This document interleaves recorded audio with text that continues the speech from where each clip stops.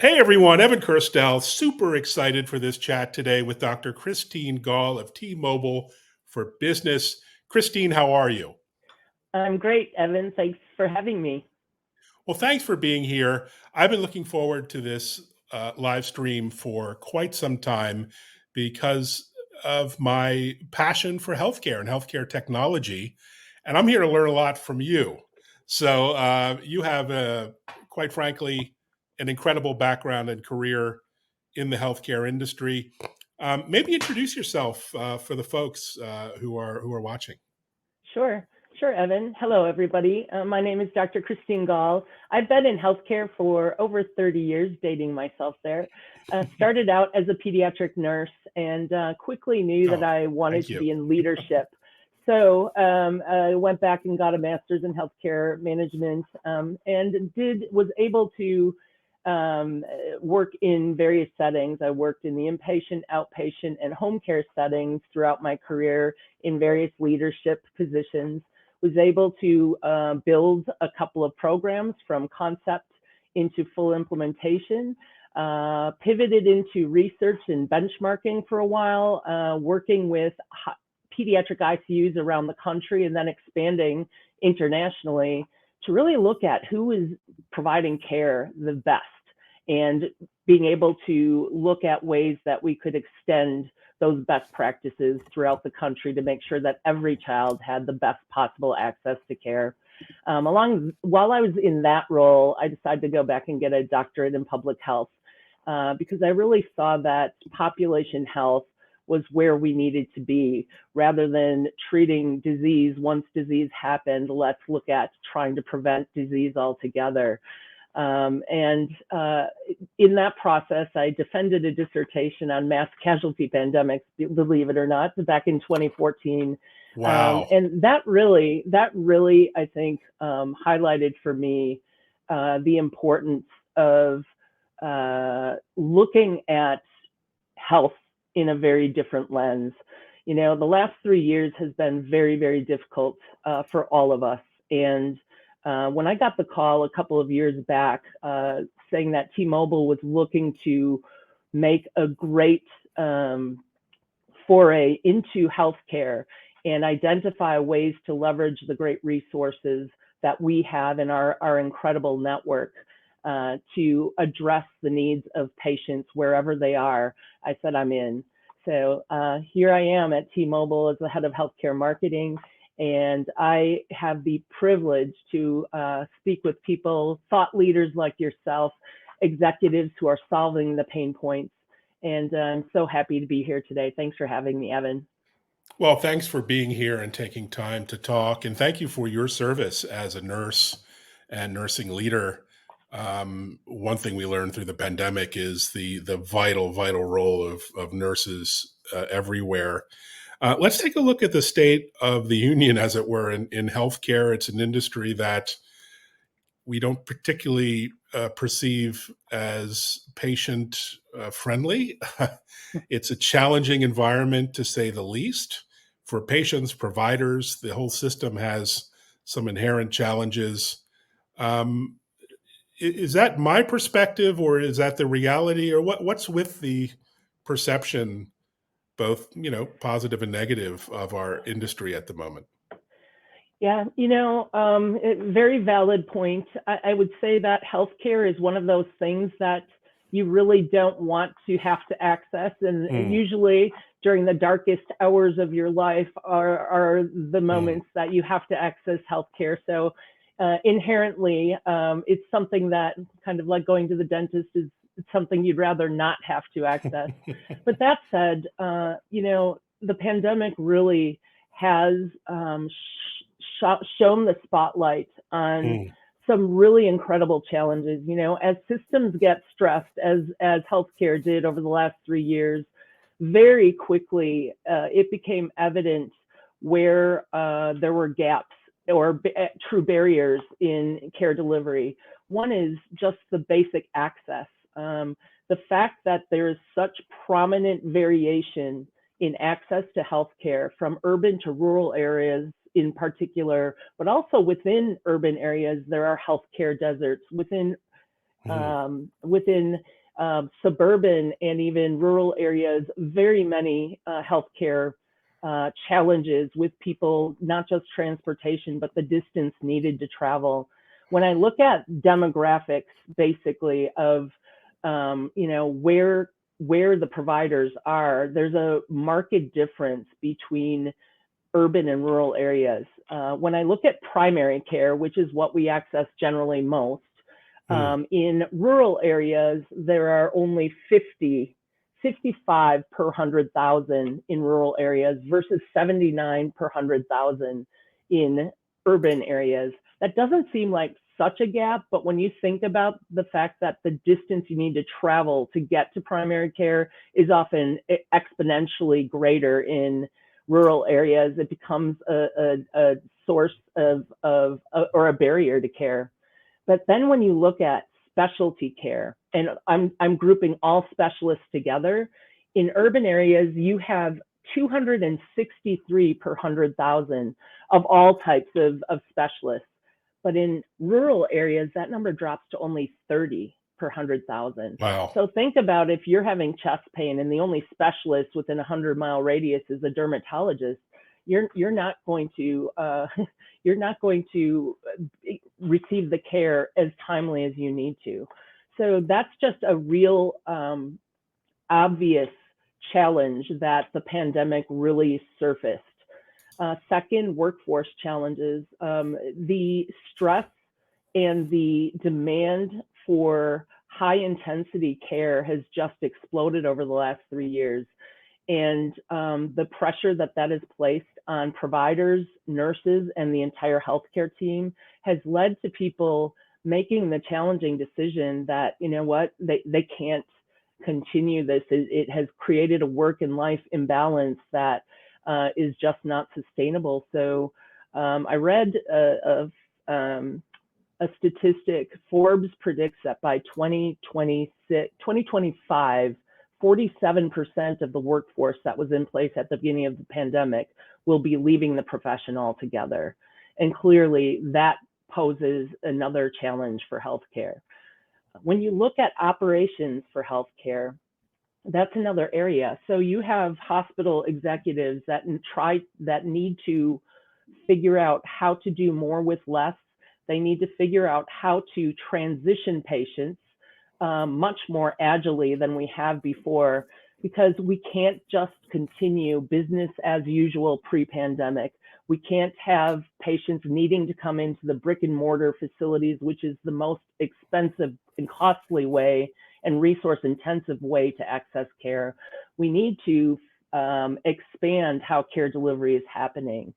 So, virtual care has a beautiful place there. And that's, again, another reason that I think T-Mobile is positioned so well to help solve those access challenges and expand care delivery beyond the four walls of a hospital. Such an interesting point. And during the pandemic, we saw, for obvious reasons, a massive adoption of telehealth and telemedicine and best practices in those areas. And yet we're seeing some retreat or retrenchment around some of those services and some of the opportunities they presented. What do you think is the solution to some of the challenges facing the healthcare system, rural hospitals, providers? Technology plays a role, of course, but what is that role? What do you think? You're right about adoption of telehealth and the challenges of figuring out where it fits in the long term. Pre-pandemic, 1% to 2% of people in this country had accessed or tried telehealth, but that number rose to well over a third of people in this country during the pandemic that tried it, and they actually liked it. So we have a number of different factors, I think, that are coming into play. Number one is with the next generation coming up into adulthood and becoming more of the base of the population, they have expectations that are much different than the boomers. They are consumers in every sense of the word. And in healthcare, that's no exception. they are expecting that as they pay more out of pocket than previously generations had to, they're shopping for their health care, and they want a hybrid. Every conversation that I have with healthcare leaders, and I'm blessed to have that opportunity often, is often speaking about the fact that not only is it the demand by the patient that is forcing us to look at ways to extend healthcare into telehealth opportunities, virtual care opportunities, just-in-time mobile opportunities, but it's also the right value proposition for the healthcare system. Being able to enable their providers to provide care from anywhere is an increasing demand, and providing care at the right level is just as important. It is less costly to conduct a telehealth visit than it is to bring somebody into a hospital, do the registration, consent, all of that, and then have the medical assistant put them in a room, do the history, and then the provider comes, and then all the documentation and billing, et cetera, when that can all be packaged into a single telehealth visit for much less resource demand and cost. Yeah, such a great point. In addition to physical health, we're in quite clearly the midst of a mental health crisis as we get out through the pandemic. And it's been a real challenge to reach practitioners in mental health, psychiatric care, and related services. And that's been a real bright spot for telehealth, I think, and access video consultations and access to providers over distances across boundaries. You must see a lot of need for those services as well as the traditional medical services. Definitely. Behavioral health is truly an epidemic in this country as well. And it has also brought up very acutely the fact that there is a void of providers and services in that area. So telehealth, for that reason, that access reason alone, is a key factor or building block, if you will. The other thing, though, I think with behavioral health services in general, that needs to be more than episodic. It needs to be holistic in order to actually get to the root causes of the things that are triggering certain behaviors, and enabling the care team to observe how a patient is living and where they might intervene earlier than before a crisis hits behavioral health wise. So when you look at the ability to use software and connectivity for a patient to have regular touches with their healthcare team, and to use technology so that a patient can very agilely and without much effort share important cues or data or feelings that can be collected and analyzed by the care team using things like software applications that can quickly point to trends that might be of concern. This is where we need to get. There's a software program out there that within 20 seconds of you and I talking, that software can score you and I on standardized tools that assess your level of anxiety and depression. So imagine if you're a provider, and without having to do anything, and automatically you get information within 30 seconds of starting a conversation. Boy, this person is very depressed, or their anxiety is through the roof right now. I need to intervene differently or approach this conversation differently than I would have.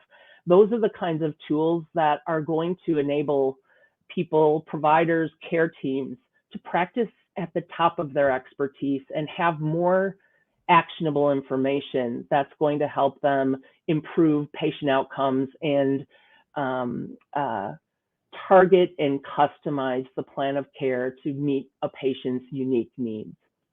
Oh, I love that. And it's not just about voice and video and messaging with your provider. It's also about the sort of internet of wearable things, remote patient monitoring, hospital at home trends, monitoring the elderly Mm. for falls and other challenges at home, public safety in neighborhoods. What opportunities do you see emerging for this internet of medical things, internet of devices? Yeah, that's a fascinating area. I'm so excited to see virtually every month there's new technology being launched. And T-Mobile, we have an accelerator program Mm, where we actually partner with inventors who have solved for pain points in healthcare and other industries, and we bring them into our labs with our expertise and our resources to help them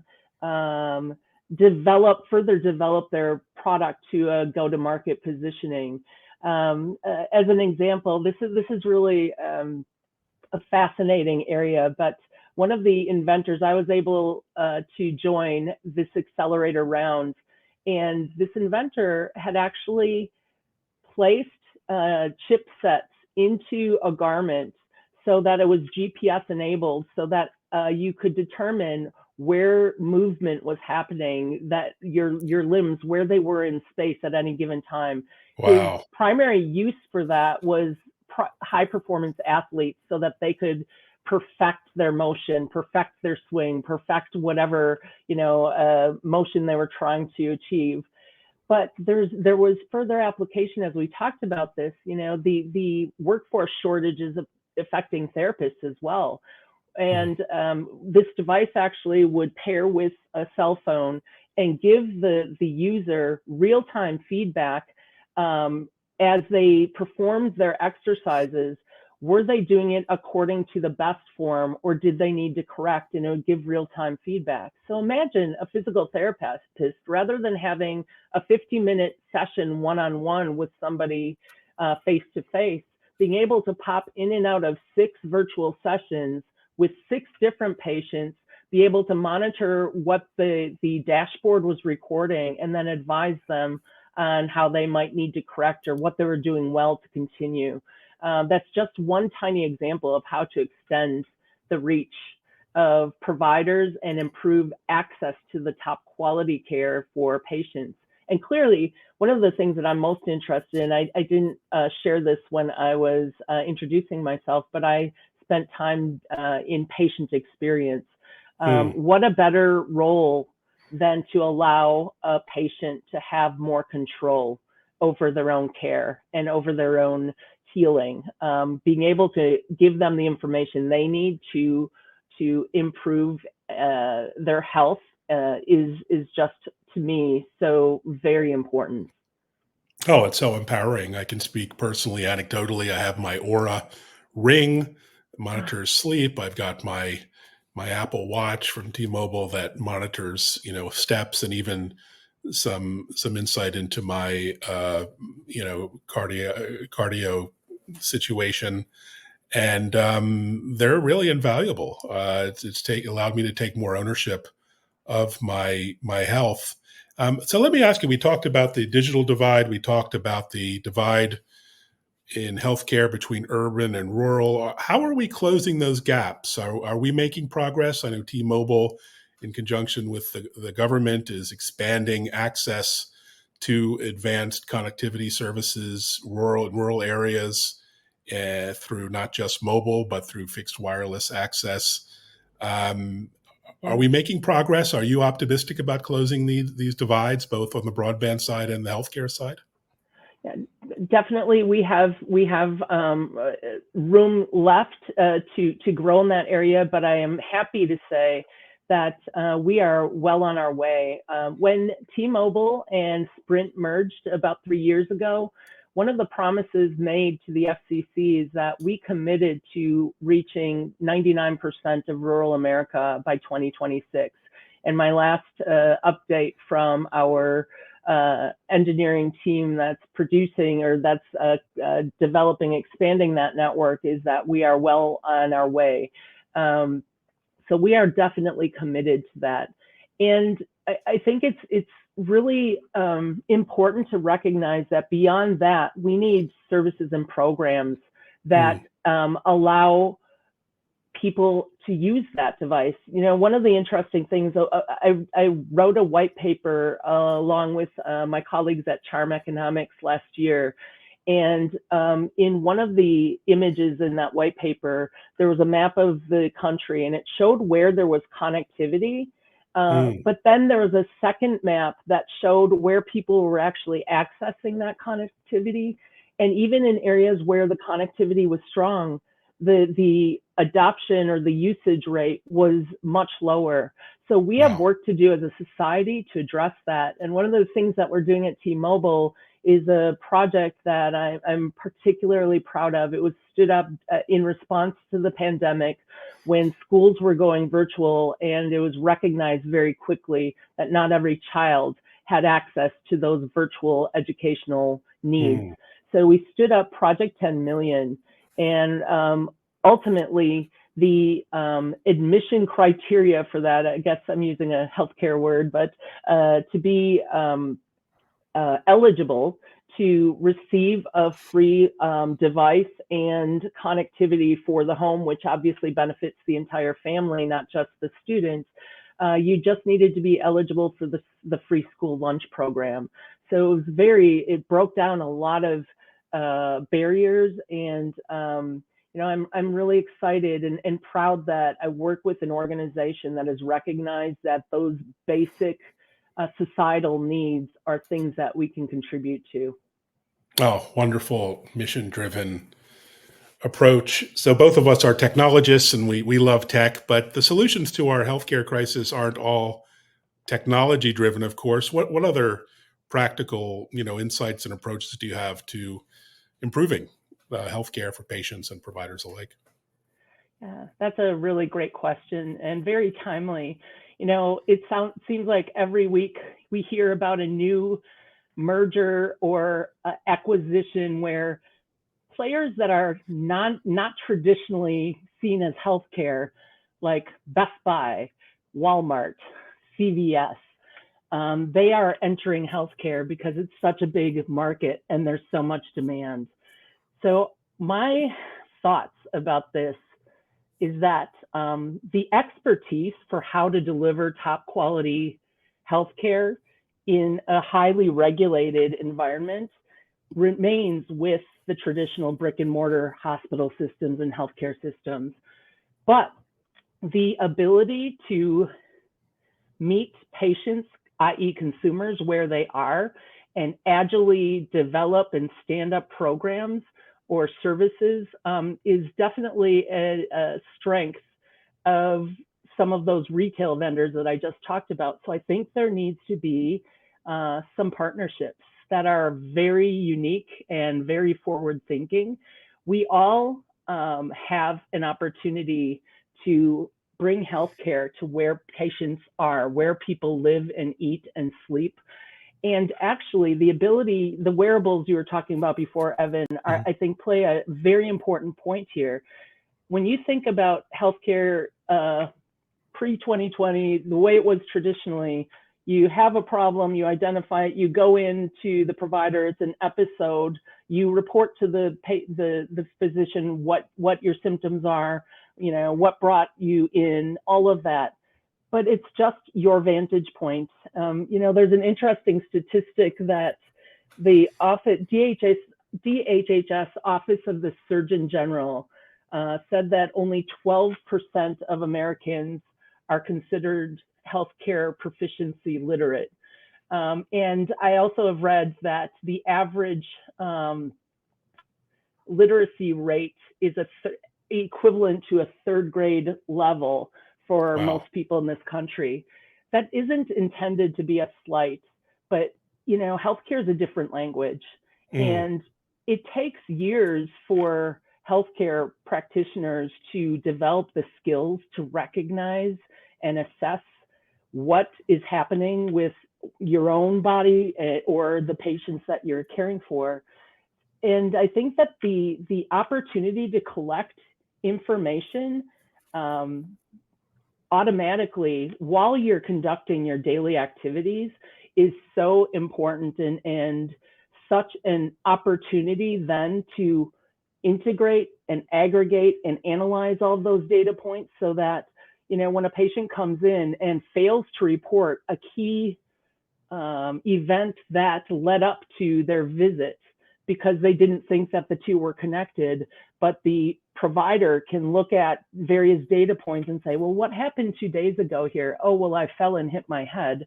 Very important to why you're coming in now, because you are seeing double vision. You have double vision. So just a tiny example, but I think that whole reporting aspect is so important. And again, being able to collect the data where you are and enable patients to access services as they're shopping, as they're waiting for their car to be serviced, is equally as important as when they need more urgent or elevated acute care. So I think that the future of healthcare is going to look much different.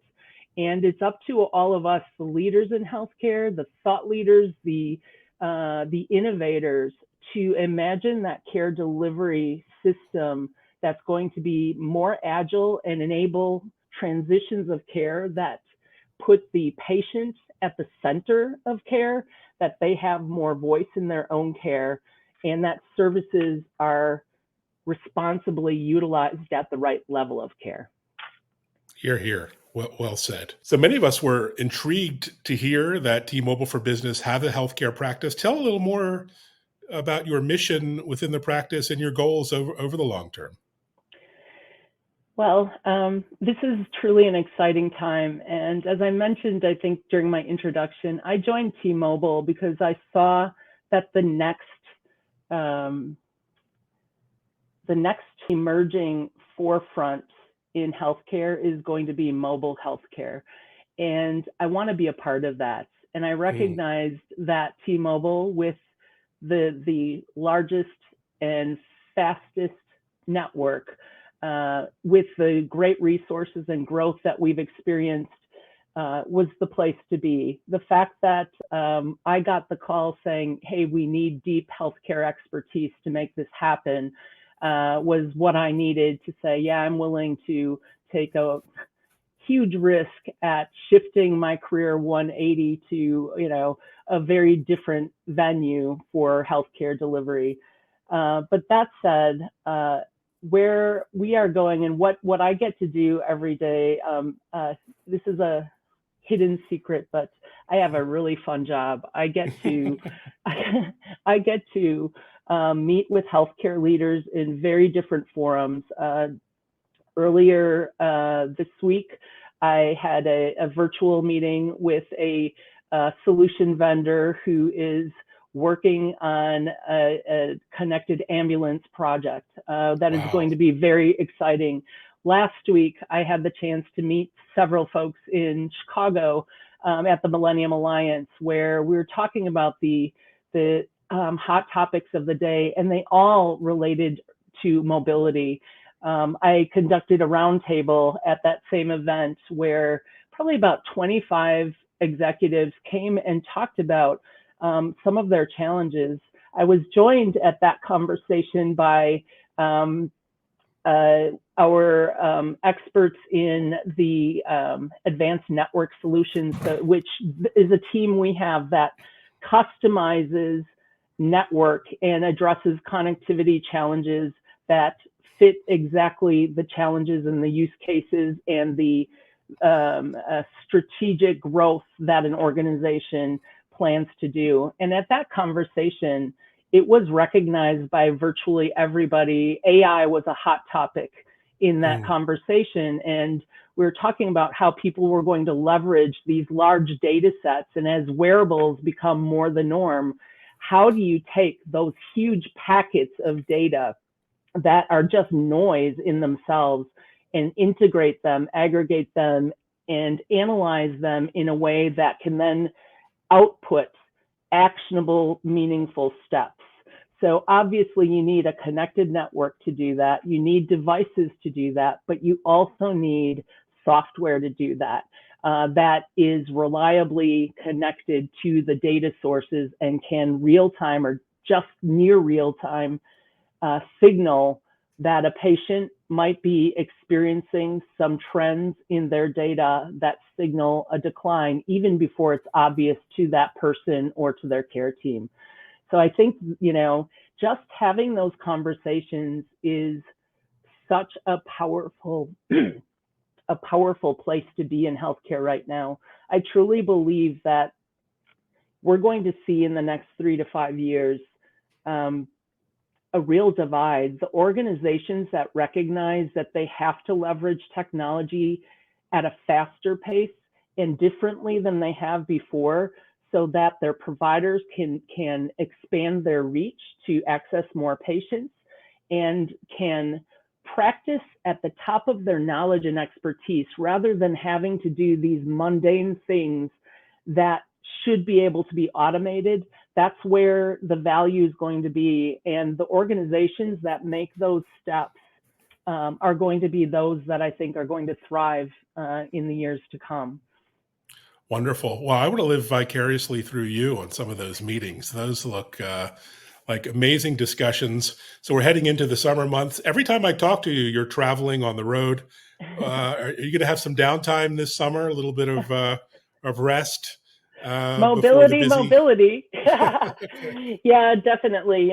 We have to. I live in Wisconsin, and we are hardy people all winter long, and we value our, few shining moments of summer. So Wisconsin, a lot of people live on the water. I love spending time out there with family and friends, lots of barbecuing and picnics and such. So I will definitely be connected, but in the elements where I want to be. So very excited about that. That's what perfect. about you, Evan? Yeah, well, I'm always resting, so I'm pretty much okay. But I think the message to all the nurses out there and practitioners and others in the healthcare system is, please don't quit. We need you. Just rest. Don't quit. Rest. And I think that's a great message. There must be other things you're looking forward to in the fall. We'll have to come back because you're so active within so many different healthcare communities. We'd love to get an update. Any last thoughts before we wind up this session? Evan, what you just said about nurses is like at the heart of where my concerns are right now.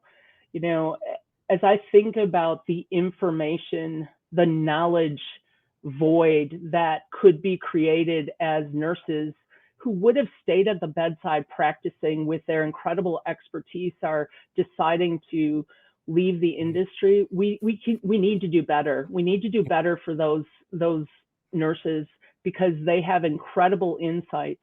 When I came up as a nurse, I think the average tenure of nurses in my hospital was something like 18 to 20 years. I was surrounded by just top quality expertise, and my nursing colleagues just gave me all of their knowledge and expertise as I needed it. So I had a great upbringing professionally, so to speak. Now today we're seeing, that tenure has dropped significantly, but what we can do is leverage connectivity for those senior staff. We are seeing remote expertise being leveraged at the bedside by having those nurses who may have left stay on, but in a remote role where they can actually be doing care, providing care at the bedside. And, I talked with one who said, what, this is why I entered nursing to begin with. I'm able to address top needs of patients and solve problems and help the rest of the care team organize services and the plan of care so that patient can return to health quicker. That's why I'm here. So there are endless opportunities for us. And I ask everybody that's listening in to take a step back and think about your own challenges in healthcare and how you might look at partners you may not have thought about previously to partner with. T-Mobile amongst them. Please do think about us when you're thinking about the mobility challenges that you need to solve, because we're leaning in and we want to be partners here with you, because together there's nothing we can't achieve, and frankly the health of this nation depends on it. Wow. Well, on that very hopeful and high note, we'll wrap up for today. Thank you so much for your time and your service. So much appreciated. And thank you everyone for watching. It was a really inspiring conversation, and we hope to have many more. Bye-bye now. Goodbye. Thank you.